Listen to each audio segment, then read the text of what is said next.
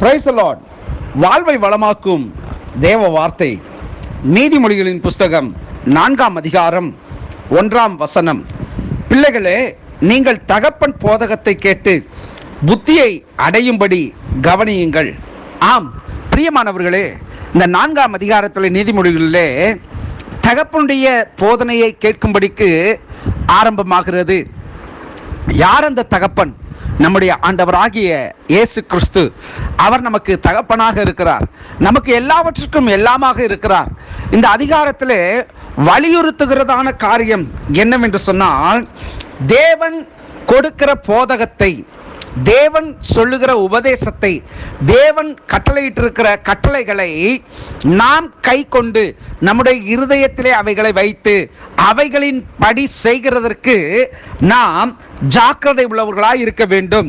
இங்கே நாம் பார்க்கிறோம், பிள்ளைகளே, நீங்கள் தகப்பன் போதகத்தை கேட்டு புத்தியை அடையும்படி கவனியுங்கள் என்று சொல்லப்பட்டிருக்கிறது.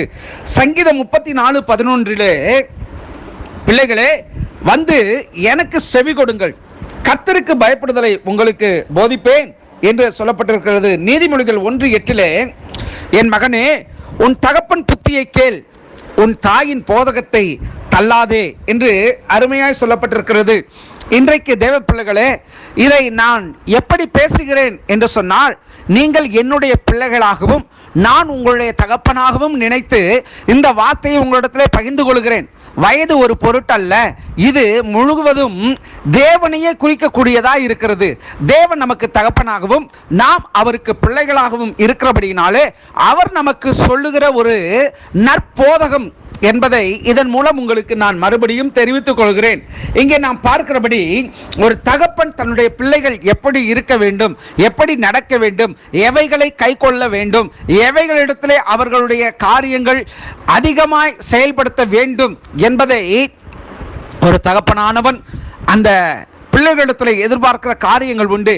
அதைத்தான் இந்த புத்தகத்திலே நாம் அருமையாக பார்க்கிறோம். தேவன் அவருடைய போதகத்தை நாம் கை கொள்ளும்படிக்கு அவர் விரும்புகிறார். நீதிமொழிகள் 2:1-5 வசனங்கள்.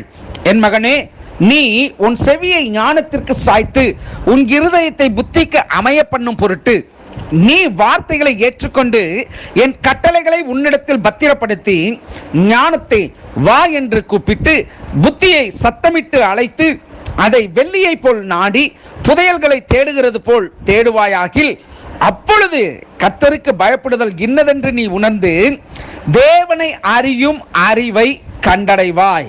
ஆம் பிரியமான தேவனுடைய பிள்ளைகளே, தேவனுடைய வார்த்தைகளை நாம் கை கொண்டு நடக்கிற பொழுது தேவன் நிச்சயமாக பல மடங்கு நம்மளை ஆசீர்வதித்து உயர்த்துகிற தேவனாய் இருக்கிறார். பிரியமானவர்களே, தகப்பனுடைய சொல்லை கேளாத பிள்ளைகளை குறித்து வேதம் அருமையாய் பதிவிடப்பட்டிருக்கிறது. இளைய குமாரன் தகப்பனுடைய ஆஸ்திகளை பெற்றுக்கொண்டு அவனுடைய பங்கை பெற்றுக்கொண்டு உதாசீனப்படுத்தினான்.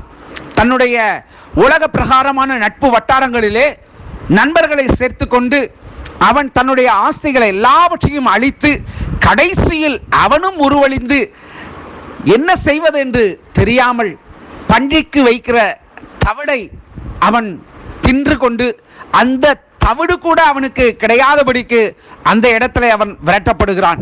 அவனுக்கு புத்தி தெளிந்து, ஐயோ, என் தகப்பனுடைய வீட்டிலே அநேக வேலைக்காரர்களுக்கு நல்ல ஆகாரம் உண்டே, என் தகப்பனத்தில் நான் போகிறேன், அவருடைய பிள்ளையாக அல்ல, அவருடைய குமாரனாக அல்ல, அவருடைய இரத்த சொந்தமாக அல்ல, அவர்களில் ஒருவனாக நான் எண்ணுவதற்கு அல்ல, அவருடைய வேலைக்காரர்களில் ஒருவனாக நான் கடந்து போகிறேன் என்று சொல்லி புத்தி தெளிந்து அவன் தகப்பனண்டையிலே கடந்து போகிறான். ஒன்றை விளங்கிக் கொள்ளுங்கள், நம்முடைய பிள்ளைகள் இப்படிப்பட்ட நிலைகளிலே இன்றைக்கு ஏராளமானவர்கள் உண்டு. தகப்பன் புத்தியை கேட்காமல், தாயின் சொல்லை கேளாமல், தகப்பனுக்கும் தாய்க்கும் லட்சையும் அவமானத்தையும் உண்டு பண்ணுகிறவர்கள் உண்டு.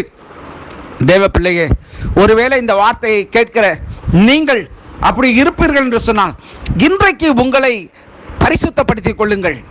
கர்த்தர் நாளைக்கு உங்களுக்கு அற்புதங்களை செய்வார் என்று எழுதி இருக்கிறபடி உங்கள் வாழ்க்கையிலே உங்கள் தகப்பன் தாயை கனம் பண்ணுங்கள். உங்கள் தாயின் போதகத்தை தள்ளாதிருங்கள்.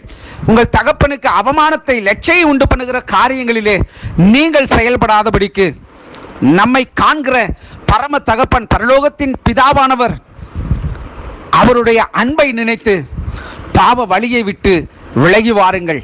அதைத்தான் அருமையாக அவர் சொல்லுகிறார். நான் உங்களுக்கு நற்போதகத்தை தருகிறேன், என் உபதேசத்தை விடாதிருங்கள் என்று சொல்லி தெய்வம் நமக்கு பரிந்துரைத்திருக்கிறார். இந்த வார்த்தையை கேட்கிற தேவ பிள்ளையே, இன்றைக்கே உன்னுடைய வாழ்க்கை தேவனுடைய சமூகத்தில் அர்ப்பணி. அவருக்காய் நீ வாழு. அவருடைய வார்த்தையை நீ கைக்கொள். அதிலிருந்து உனக்கு அநேக ஆசீர்வாத நன்மைகளை அவர் உன் வாழ்க்கையிலே அவர் தந்தருளுகிறவராயிருக்கிறார். அவருடைய வார்த்தையை நீ உன் இருதயத்திலே காத்துக்கொண்டாய் என்று சொன்னால் அவர் உனக்கு ஜீவனை கொடுப்பார்.